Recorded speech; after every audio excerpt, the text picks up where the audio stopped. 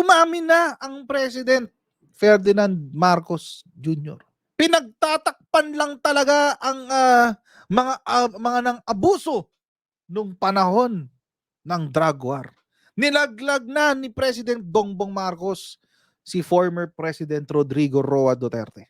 Yan. Bago natin na pag-usapan yan, mag-shoutout muna tayo sa mga kaibigan natin sa Sendwave. Okay. So kung kayo po ay nasa US, UK, Canada, Italy, France, Spain, Ireland, and Belgium, ay pwede na po kayo magpadala sa Sendwave ng wala pong remittance fees, mga kutsero, no? Diretso po yan sa Pilipinas. Napakaganda po niyan. Ang gagawin nyo lang, mga i-download ng Sendwave app. Okay? Pag-download nyo po ng Sendwave app, mga kutsero, i-register nyo yung bank account details at pwede na po kayo magpadala sa GCash, Cash Pickup, at iba't ibang mga bangko sa Pilipinas. At mga kutsero, no, sa inyo pong unang padala, huwag nyo pong kalimutan, mga kutsero, sa una nyong padala. Kapag ginamit nyo po si Sendwave, gamitin nyo na rin po yung aking promo code na Coach Jared para makakuha po kayo ng $10 free credit. So, ayan po mga kutsero, no? Gamitin nyo na po yung Sendwave for all of your remittance needs. Huwag nyo pong kalimutan, wala ho yung remittance fees.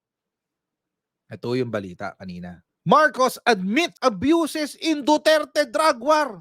Says syndicates grew stronger and wealthier. Ayan na nga. Yan, wala talagang kwenta yung drug war na yan. Yun daw ang sinabi ni President Bongbong Marcos. President Ferdinand Marcos Jr. on Friday acknowledged abuses by certain elements in the government under his predecessor's war on drugs, which he said failed to stop syndicates from growing stronger. During the question and answer portion at the Center for Strategic and International Studies in Washington, Marcos said former President Rodrigo Duterte's anti-narcotics drive focused very much on enforcement. Diba? Because of that, it could be said that there were abuses by certain elements in the government and that has caused some concern about the human rights situation. Ayun. Ito ngayon ang palaging kinuko tungkol kay Presidente, no? Na parang pinapalabas ni ABS-CBN. Ito yung dalawang anggulo yan kasi. Sa anggulo ng mga kakampings, ang anggulo nila, umamin na. Yung Marcos administration na protector ni former President Rodrigo Duterte. Yan, umamin na siya na mali at maraming pinatay ang administrasyon Duterte. Yun yung anggulo ng mga kakampings. Yung anggulo naman ng mga kakampures ganito. Nilaglag na talaga ni Presidente si FPRRD. Hindi dapat ganyan yan. Tingnan nyo, nabudol kami. Akala namin kakampi, nabudol kami. Painggan muna natin yung actual na sinabi. Na? Labor rights and human rights, and a week and a half ago in response to the tragic murder of Alex De La Rosa, your Department of Justice issued a very strong statement condemning the culture of impunity in the Philippines, arguing that it will not be allowed to stand. Could you elaborate a bit on what your administration's plans are to tackle that culture and the human rights abuses that it's allowed? Well, I think those derive most of the discussion that are critical of the human rights situation of the Philippines derive from the policy that we undertook to fight the drug war.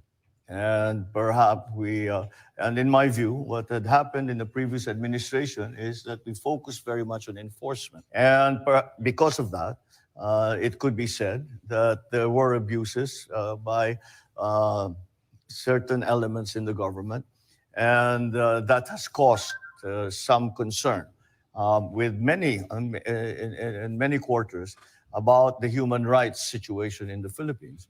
Well, I cannot speak to what my predecessor had in mind and what his idea was, but what I can speak to is the policy that we have undertaken.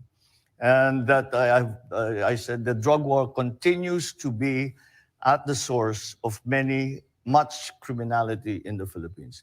The syndicates have grown stronger and wealthier and more influential, worryingly so. But instead of going after everyone, I tried to identify the key areas where we have that we have to tackle, the key areas that we have to attend to, so that we can see a diminution of the activity of the drug syndicates. To this end, we have just finished, we instituted a process by which we asked. It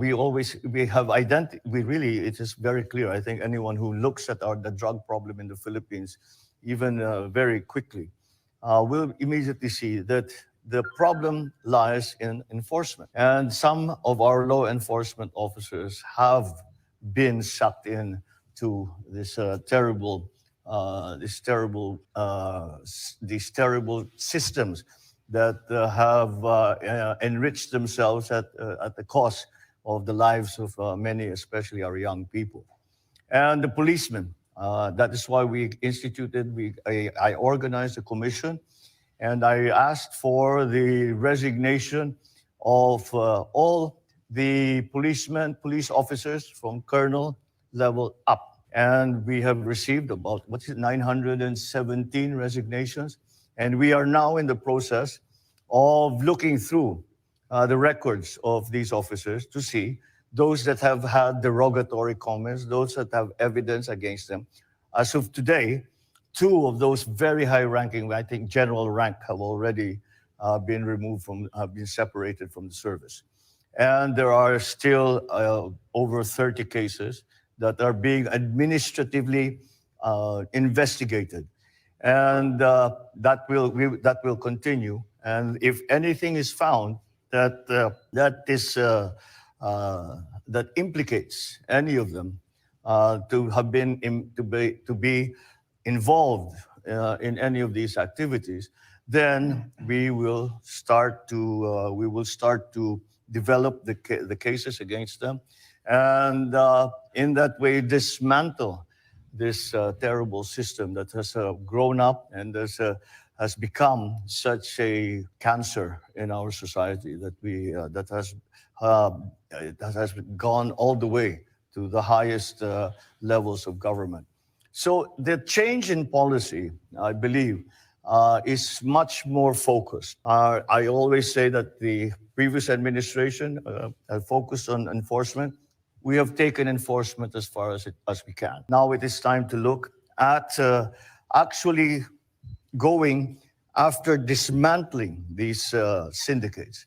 And before that, we should also look at not the rehabilitation of those who have already fallen into this drug culture, which has destroyed their lives. Further back to that process is also a process of re-education, of explaining, especially to our young people, what the potential damage is to their lives should they be involved in this way, not only as users, not only as addicts, but also as dealers and operators of these syndicates. And so it is we are looking at the problem as a whole. We start with the errant policemen. We go back to the rehabilitation process for those who have unfortunately fallen into this addiction cycle, and for the young people in the country who have yet to, who I hope and we hope will never enter into that kind of lifestyle, to continue to educate and to give options to our young people, so that they are not tempted to indulge in these activities. May narinig ba kayong paglaglag kay You mentioned FPRRD? 'Di ba, no comment siya. Ang sinabi niya, hindi ko alam kung paano piniling patakbuhin niya ng may predecessor. Kasi FPRRD 'yun. Hindi niya alam kung paano pinatakbo. Pero pwede lang siya magkomento sa kung ano yung gagawin nila. Napakalinaw nung sinabi. Focus na sila, nakafocus na sila sa iba't ibang aspeto ng enforcement, which contributed to the issue of our drug problem. And mga kutsero, in-identify din niya kung ano yung problema ng enforcement. Na-recognize na to ng previous administration. Duterte names 5 police generals allegedly linked to illegal drugs. Kaya pala hindi masugpo-sugpo ang drug problem sa Pilipinas, kasi kung yung nanghuhuli ang nagper-perpetuate ng drugs sa Pilipinas, asa kang masusolusyonan yan. Duterte SONA rekindles PNP desires to probe generals involved in drugs. Simula 2016 hanggang 2021, hanggang matapos ang termino ni former President Rodrigo Roa Duterte, the problem has always been the PNP. Ganun kalala yan, guys. Little did he know that he would be fighting his own government as 9 police generals were involved in the illegal drug trade. Because we are fighting a drug war that was being participated in the business by 9 generals of the PNP, I did not know I was fighting my own government. If anything, sa mga taong nagsasabi na nilaglag ni PBBM, si PRRD, mali kayo ng pagkakaintindi. Siguro dapat tinagalog yung speech para naintindihan nyo. Sinang-ayunan lang niya yung sinabi na ni FPRRD na ang problema yung pulis. Baka lang nakakalimutan nyo, noong October may na-recover na halos 1 toneladang drugs sa loob ng negosyo ng isang PIDEG. Philippine court delivers rare conviction of police officer for drug war violations. A Philippine court handled a police officer 2 life imprisonment sentences for torturing and planting evidence on drug war victims at the height of former President Rodrigo Duterte's bloody anti-narcotics crackdown. Pulis itong nasintensyahan ng 2 life imprisonment. Ito lang yan. Ito lang yung ruling yan, 2022. Ano pa? Ito. Cop found guilty of 2 teenagers killing in 2017 drug war. March 14, 2023 yung balita. In the second criminal conviction of law enforcers for drug war killing during the term of President Rodrigo Duterte, a dismissed Caloocan policeman was convicted on Monday for the murders of teenagers Carl Angelo Arnaiz and Reynaldo de Guzman in 2017 and sentenced to 40 years in prison. Ano yan? Reclusion perpetua na yan halos. First conviction of officers in Philippines drug war. Ang pangit lang ng reference, Human Rights Watch. Convicted. A Philippine court on November 29 convicted 3 officers for the murder of Kian de los Santos. O, pulis din yan. May pang-abuso talaga ng mga pulis.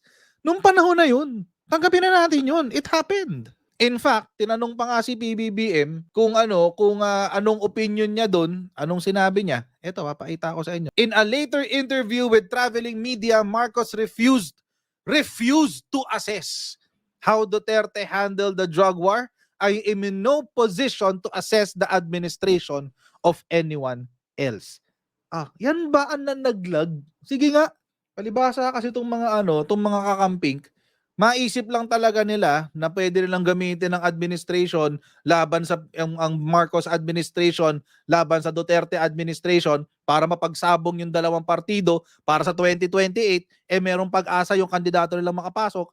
Alam nyo, huwag nyo kasi kaming gawing tanga dahil alam namin yung strategy nyo. I'm really disappointed sa mga kaalyado natin dapat. As all of a sudden, biglang for whatever motives they have, biglang all of a sudden, biglang so disappointed. But anyway, diyan nag-uumpisa yan. I-agitate muna yung mga tao, gagalitin, i-highlight yung mga flaws, i-exage yung mga mali, etc. etc. Pagkatapos niyan, pag galit na yung mga tao, syempre, pagtitripa na si PBBM. Para lang tuloy-tuloy yung pagbagsak. 'Di ba? Pag nagalit na yung mga tao, pagtitripa na yan. Gagawa na ng mga joke, gagawa ng mga memes. After nun, saka kakasuhan ng impeachment. Anyway, nangyari na, andyan na yan.